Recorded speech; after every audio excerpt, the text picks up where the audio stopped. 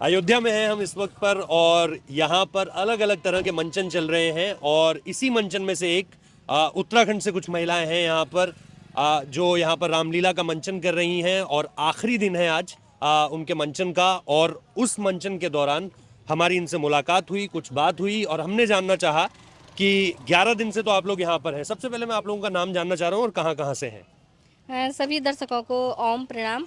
मैं मीना राणा रुद्रप्रयाग से हूँ और हम लोग यहाँ पे रामलीला के लिए आए हुए हैं और हम लोगों को यहाँ पे हमारी पूरी टीम को यहाँ पे 11 आज 11वां दिन है। आज हमारा रास तिलक होगा और उत्तराखंड से कम 500 भाई बहन यहाँ पे आए हुए हैं हमारी टीम से और हमें बहुत ही अच्छा लग रहा है। यहाँ पे जो राम राज्य है तो हकीकत में यहाँ पे हमें वो देखने को मिल रहा है। देखने को मिल रहा है। आपका क्या नाम है?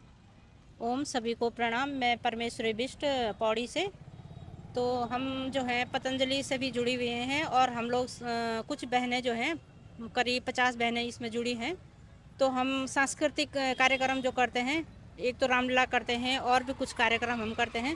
तो हमने अभी तक 13 रामलीला उत्तराखंड, दिल्ली और जगह की। 14वीं रामलीला के लिए हमने संकल्प लिया था कि 14वीं रामलीला हम अयोध्या में करेंगे, तो उसके लिए हम यहाँ पे आए हैं। आज हमारा 11वां दिन है यहाँ पे।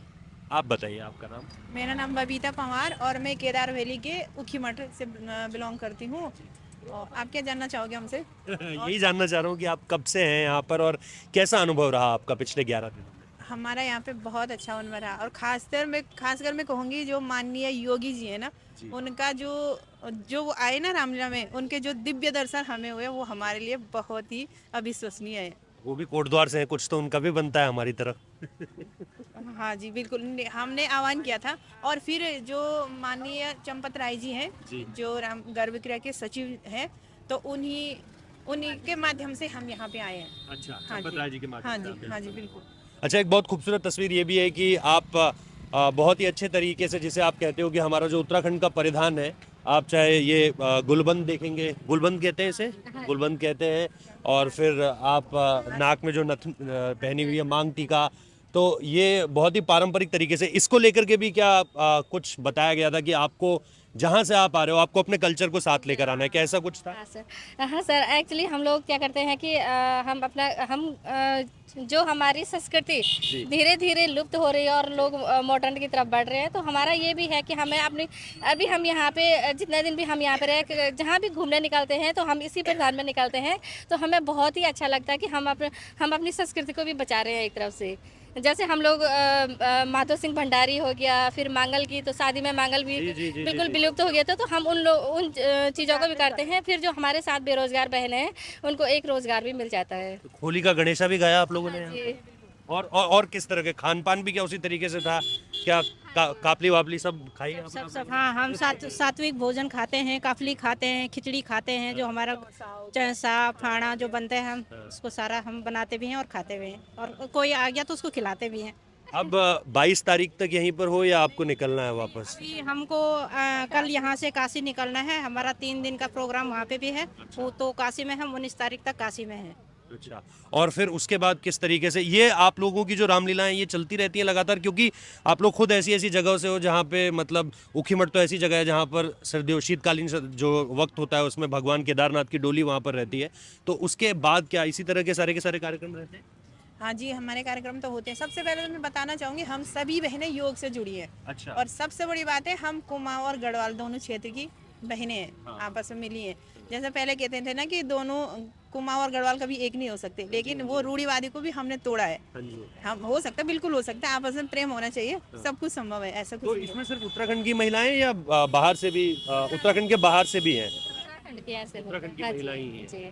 चलिए, बहुत बहुत शुक्रिया। मैं आपको ज़्यादा देर यहाँ पे इंतज़ार नहीं करवाऊंगा और आपको बहुत शुभकामनाएं देता हूँ और इसी तरीके से आप राज्य का और देश का नाम और हमारी परंपरा को आगे बढ़ाते रहिए। धन्यवाद। सर, मैं आपके चैनल से एक और बात को कहना चाहूँगी। हम लोग क्या करते हैं, गांव-गांव जाकर योगा क्लासेस जो करते हैं और लोगों को निरोग बनाने का हमने एक संकल्प किया है और भारत के जन जन तक योग का पहुंचाने का कार्यक्रम हमारा है और हम इसमें जरूर सफल होंगे। जय श्री राम।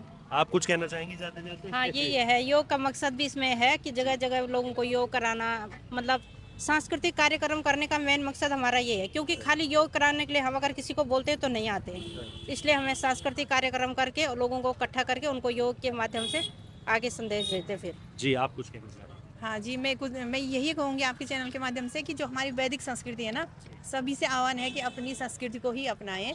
जो अभी जैसे आयुर्वेद है, आयुर्वेद की भी बात करूँगी तो वो बहुत पुराना है ना, लेकिन अभी लोग नहीं जा रहे थे उस तरफ, लेकिन आयुर्वेद में वो शक्ति है कि जो एलोपैथ में भी नहीं है।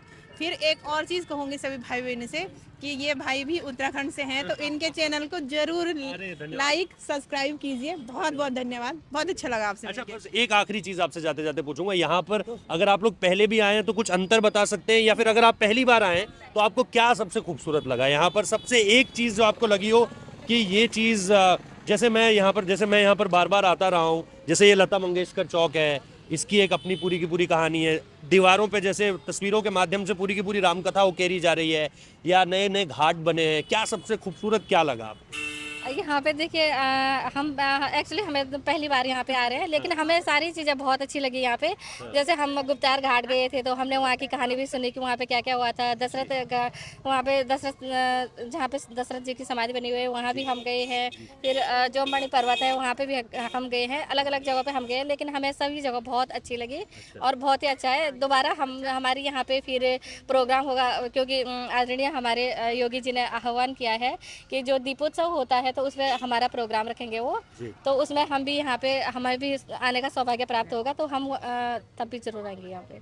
जी, बहुत बहुत धन्यवाद। अब ज़्यादा टाइम नहीं है। बस मेरे को थोड़ा सा बता दीजिए बस कि क्या अच्छा लगा, मैं आप चले मैं अयोध्या में पहली बार आई हूँ, तो मुझे ज़्यादा इसका ज्ञान नहीं है कि यहाँ कैसा था क्या था, पर जो भी अभी हो रहा है हाँ। ये हमारे लिए बहुत ही हमारे वो भाग्य हैं जो हमको ये देखने के लिए मिल रहा है।